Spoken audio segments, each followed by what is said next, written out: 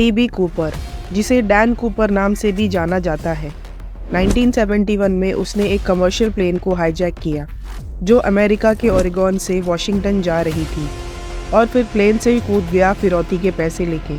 काफ़ी बड़ा search operation शुरू किया गया पर डैन कूपर कभी पकड़ा नहीं गया और न कभी उसकी पहचान हुई। ये केस बन गया अमेरिका का सबसे बड़ा मिस्टीरियस केस जो आज तक सॉल्व नहीं हो पाया। तो आइए और देखते हैं ये डैन कूपर बंदा एक्चुअली में था कौन और इतने बड़े प्लेन हाईजैक को उसने अंजाम कैसे दिया और FBI पुलिस सबको चकमा कैसे दिया। He was the first man in US history to hijack a plane for ransom. He leapt out of a commercial jet with a parachute, $200,000, and was never seen again, dead or alive. November 24, 1971 Thanksgiving की शाम थी। एक बंदा हाथ में काला suitcase लिए Portland international airport पहुंचता है और वन वे टिकट खरीदता है कैश से। उस फ्लाइट का ड्यूरेशन बस 35 मिनट्स का होता है। टिकट में नाम मेंशन किया जाता है डैन कूपर। आई विटनेस कहते हैं कि वो एक वाइट मेल था, 40 की उम्र के आसपास, काले बाल थे, ब्राउन आंखें थी, वाइट शर्ट पहना हुआ था काले सूट के साथ, एक पतली काले कलर की टाई थी, काला रेनकोट था और ब्राउन शूज पहने थे। उसने फ्लाइट बोर्ड की और लास्ट सीट में जा बैठा। प्लेन में बस 6 क्रू मेंबर थे और टोटल 37 पैसेंजर्स थे। प्लेन अपने स्केड्यूल्ड टाइम दोपहर 2:50 में टेक ऑफ करती है। जैसे ही प्लेन ने टेक ऑफ किया, कूपर ने फ्लाइट अटेंडेंट के हाथ में एक छोटा सा पेपर दे दिया। फ्लाइट अटेंडेंट ने ध्यान नहीं दिया और पेपर को अपने पॉकेट में ही रख लिया। पर कूपर उसके पास आया और उसके कान में हल्के से बोला, मैम बेटर होगा आप वो पेपर पढ़ ले क्योंकि मेरे पास बॉम्ब है। ये सुनकर फ्लाइट अटेंडेंट काफ़ी घबरा गई और उसने पेपर खोलकर पढ़ा तो उसमें लिखा हुआ था, मेरे ब्रीफ केस में बॉम्ब है और मैं चाहता हूँ तुम मेरे पास आके बैठ जाओ। फ्लाइट अटेंडेंट वैसा ही करती है जैसा लिखा हुआ था और कूपर के बाजू में जाकर बैठ जाती है। कूपर ब्रीफकेस खोलता है और फ्लाइट अटेंडेंट को बॉम्ब दिखाता है। कूपर फ्लाइट अटेंडेंट से कहता है, एक पेन और पेपर लो, मेरे डिमांड्स लिखो, फिर ये डिमांड्स जाके पायलट को बताओ। कूपर के डिमांड्स होते हैं, शाम 5 बजे तक उसे $2 लाख चाहिए एक बैकपैक में और 4 पैराशूट्स। अब कूपर तो एक ही बंदा था पर उसने 4 पैराशूट्स क्यों मंगाए? वो इसलिए क्योंकि उसने कहा कि वो अपने साथ 2 हॉस्टेजेस भी ले जाएगा। ये इसलिए सो दैट FBI उसे डुप्लीकेट पैराशूट न दे दे। और कूपर के डिमांड्स थे कि जैसे ही प्लेन लैंड करेगा वैसे ही प्लेन को फ्यूल अप किया जाए और $2 लाख विद पैराशूट्स भी तभी के तभी मुझे दे दिया जाए, तभी मैं हॉस्टेजेस को रिलीज करूँगा। याद रखें, ये चीज़ किसी और पैसेंजर्स को अब तक नहीं पता थी। ये बस कूपर, फ्लाइट अटेंडेंट और पायलट के बीच ही थी। फ्लाइट अटेंडेंट कूपर की डिमांड्स पायलट को बताती है। फिर pilot Seattle air traffic control को पूरी सिचुएशन बताते हैं।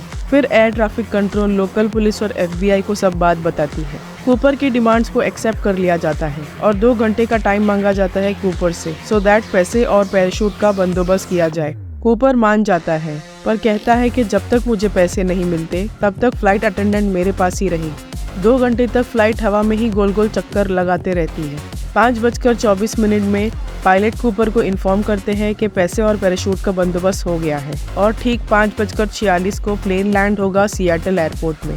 कूपर के डिमांड के मुताबिक प्लेन को मेन टर्मिनल से अलग अकेले में लैंड किया जाता है। कूपर कहता है बस एक ही बंदा आएगा पैसा और पैराशूट्स लेके और वो एंट्री और एग्जिट लेंगे प्लेन के फ्रंट मेन डोर से। जैसे कहा जाता है FBI वैसा ही करती है। कूपर को पैसे और पैराशूट पहुंचा दिए जाते हैं। कूपर पैसे चेक करता है और पैसेंजर्स को छोड़ देता है। अब फ्लाइट में बस कूपर और 6 क्रू मेंबर्स ही रह जाते हैं। प्लेन को रिफ्यूलिंग किया जाता है और उस दौरान कूपर कुछ पैसे को निकालकर पैराशूट में डालने लगता है।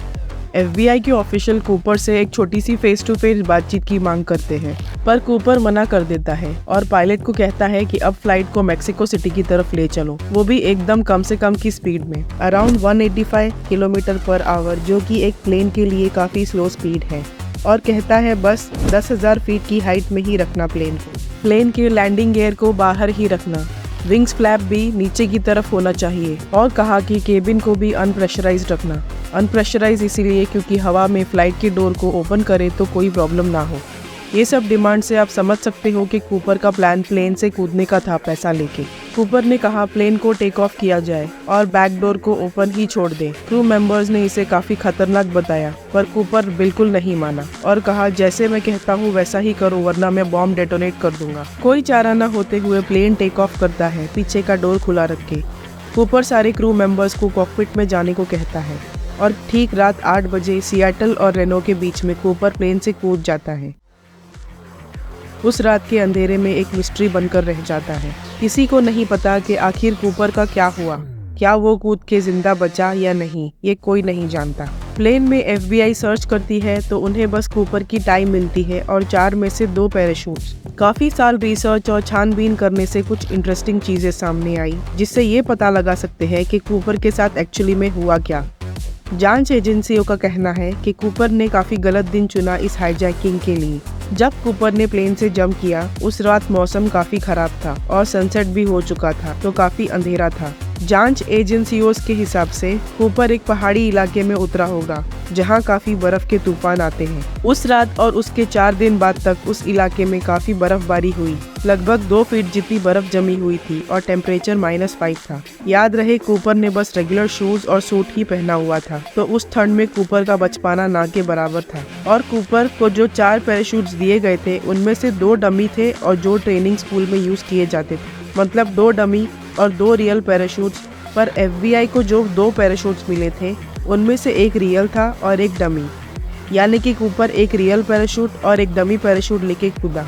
इन सब थियरी से FBI मानती है कि कूपर जिंदा नहीं बचा होगा, पर ये सब अजम्पशन है। किसी के पास कोई भी प्रॉपर आंसर नहीं है कि डैन कूपर का आखिरकार हुआ क्या।